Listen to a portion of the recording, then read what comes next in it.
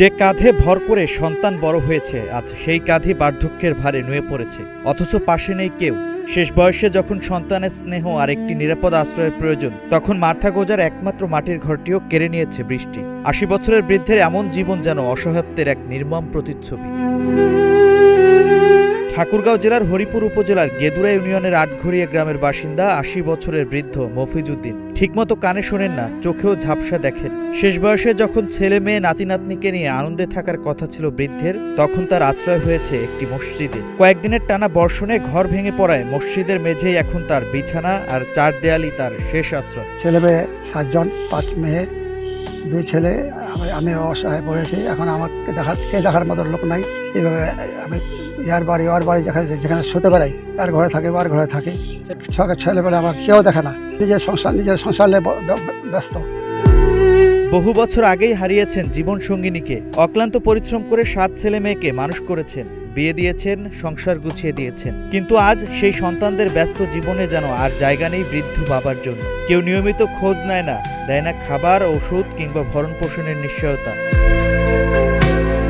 বড় ছেলে নূরজামান বলেন, নিজের সংসার চালাতেই হিমশিম খেতে হয়, তারপরও সুযোগ পেলেই বাবাকে কিছু খাবার দেওয়ার চেষ্টা করেন। আমি ওগুলা আমার সংসারে ভারী, আমার বাপকে আমি কি দেখবো? আমার বাপকে তো মাঝে সাঝে ভাত টাত খাওয়ায়, আর কি ভাত খাওয়ায় থাকে যায় মসজিদেই। স্থানীয়রা বলছেন, জীবনের শেষ প্রান্তে এসে যেন মফিজউদ্দিনকে আর মসজিদের মেঝেতে রাত কাটাতে না হয়। একটি ছোট্ট ঘরই হতে পারে তার শেষ আশ্রয়, যেখানে অন্তত বাকি দিনগুলো সম্মান আর শান্তিতে কাটাতে পারবেন তিনি। একসাথে চাচা খুব অসহায় মানুষ, চাচার কোনো কিছু নেই, ঘরটিতে থাকে, একাই বসবাস করে। চাচা একাই, চাচি মারা গেছে, ওনার সংসার চলা খুব টাফ ব্যাপার। ওনার ঘরটা যেন সরকার করে দেয়, এটা আমাদের চাওয়া পাওয়া গ্রামবাসী। উনি অনেক গরিব মানুষ, অনেক অসহায় মানুষ। এই বাড়িটাই ওনার শেষ সম্বল ছিল। অতিরিক্ত বৃষ্টি হওয়ার কারণে, ঝড় বৃষ্টির কারণে ওনার ঘর বাড়ি ভেঙে গেছে। উনি অনেক অসহায়, ওনার থাকার জায়গাও নাই। উনি এখন আপাতত মসজিদে পড়ে থাকে, ওনার খাওয়া দাওয়ারও কোনো ব্যবস্থা নাই। আপনারা সবাই যদি ওনাকে সহযোগিতা করেন তাহলে আর কি ভালো হয়। 7 সন্তানের বাবা হয়েও আজ বৃদ্ধ সম্পূর্ণ একা।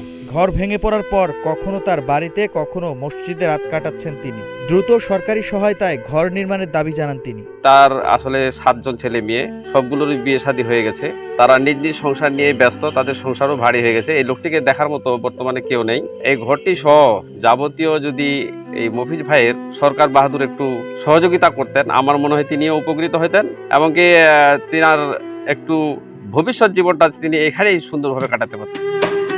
যে বাবা একদিন সন্তানের মাথার উপর ছায়া হয়ে দাঁড়িয়েছিলেন, আজ সেই বাবার মাথার উপর নেই একটি নিরাপদ ছাদও। অভাব, অসুস্থতা আর নিঃসঙ্গতা, এই 3 কষ্ট নিয়েই প্রতিটি দিন পার করছেন মফিজউদ্দিন। প্রতিটি রাত যেন তার কাছে একটি দীর্ঘ অপেক্ষা। হয়তো কোনো একদিন সন্তানেরা এসে বলবে, বাবা চলুন, বাড়ি চলুন। সেই আশাতেই নীরবে গুনে চলেছেন জীবনের শেষ প্রহর। Shahin Alam, Green TV digital.